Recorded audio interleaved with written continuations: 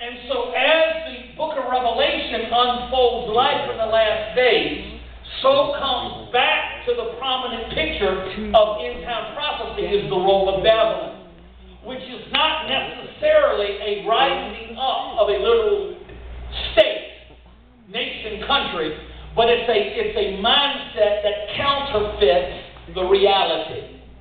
And so we have to be people that are wise, and we're on guard to know the signs of the time. Now, this song, Psalm 125, was probably written as the people of God came out of exile, they came out of bondage, they came out of subjugation, and they found themselves at a place where they were wondering, what do we do now?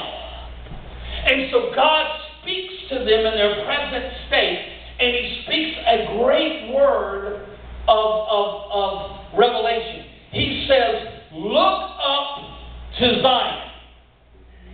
See Zion. Now, Zion was a literal region. It was a mountainous region. I'll talk about that more in a second.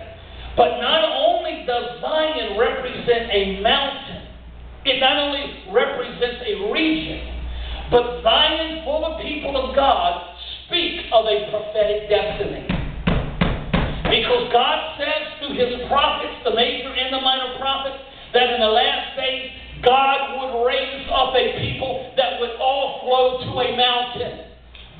That mountain would be called Zion. Not just a literal mountain that people are going to run to, but a people are going to run into an understanding of who they are. And Zion represents a prophetic destiny of God's chosen people coming back to their chosen position.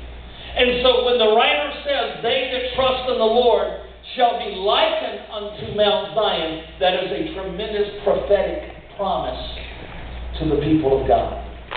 Well, let's take a minute, let's go through and highlight some of the most important words in Psalm 125. Now remember, I have all of this written out for you in note form, so you can just enjoy and just listen without having to write.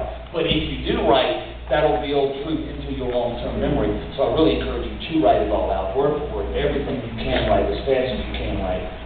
And get the notes too, so you can begin to build truth not into your short-term memory, but into your long-term memory. I tell my daughter, who's a senior at university, don't cram for exams. Anything you cram for will only go into your short-term memory. After about a day and a half, you forget all that material you crammed for. Learn how to build information into your long-term memory. What I'm going to share with you in a couple of weeks, when Timothy speaks to his son in 2 Timothy chapter 3, he says, but you stay committed to the truths that you've learned, not to the stuff you've heard, to the stuff you learned. Learned implies information has been transferred into your long-term memory. Long-term memory. I know that's not being real spiritual, but I'm telling you, if you ever learn how to build it into your long-term memory. Long-term memory. I've got 52 notebooks in my office that represent classes I've took. I could take any class at any given time and teach it almost immediately because that information I built into my long-term memory. You can build truth into your long-term memory. Brian is a catalog of musical genius. He is. And you know where it's stored? It's in his long-term memory. You can pull out a song. You can tell him, let's do and pull out a hymn out the hymn book. I bet Brian knows this. Where is it in him? It's built in a long-term memory capacity. So I won't get off that soapbox. Get information built into your long-term memory. It'll be good for you in the long run. Are we all right? So let's look at a couple key words in Psalm 125. First, let's look at the word trust. Because this is a key word in this first verse. They that trust in the Lord. This word trust is a Hebrew word that means to become fully persuaded concerning a truth. To become fully persuaded. You will never put your life in a reality that isn't a reality. Or a truth that is not a truth to you. It has to become a truth to you. Just because it's a truth to me doesn't mean it's a truth to you. So in order for you to put your faith or your trust in someone or something, You have to be fully persuaded. All of you came in into this building. We know we just took a tree off this roof this week, but we didn't come in here wondering if the roof was going to fall on our heads. You came in here, you sat down on a chair. You didn't wonder if that chair was going to collapse underneath you when you sat down. Why? Because you had trust in the natural. But if I told you before you came in here, be careful, this roof's about to fall in, and be careful where you sit, because every other chair in this room has been fixed where when you sit in it, you will fall. Most of you will stand in the back waiting to find out which chairs are right, which are empty. I'm telling you, you just got to come in and sit down and you mighty mo. You're going to want to know what chairs are right. So there's a confidence and a persuasion that we need in God. Now watch this. This word trust means that I become fully persuaded, but there's a part 2 to this definition. Because I've become fully persuaded, now I'm going to put my confidence in. So Psalm 125 says, they that have put their confidence, where? In the Lord. Where's my confidence put? In the Lord. Look at the preposition in.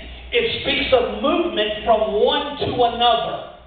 In other words, trust has to be released into the Lord. You can't hold on to it and give it to Him at the same time.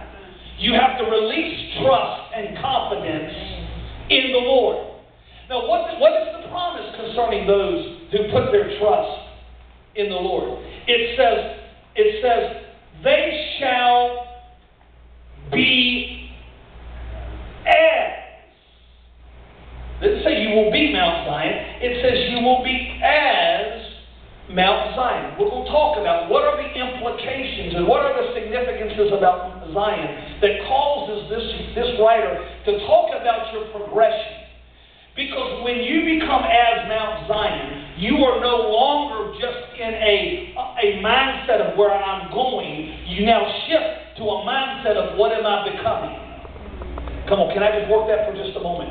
In other words, your goal is not just to get to heaven. The Bible does not say your goal is to get to heaven. The Bible says our goal is to be shapen and come into conformity to the image of God. Going to heaven is a reality and a blessing. It is the reward of this race.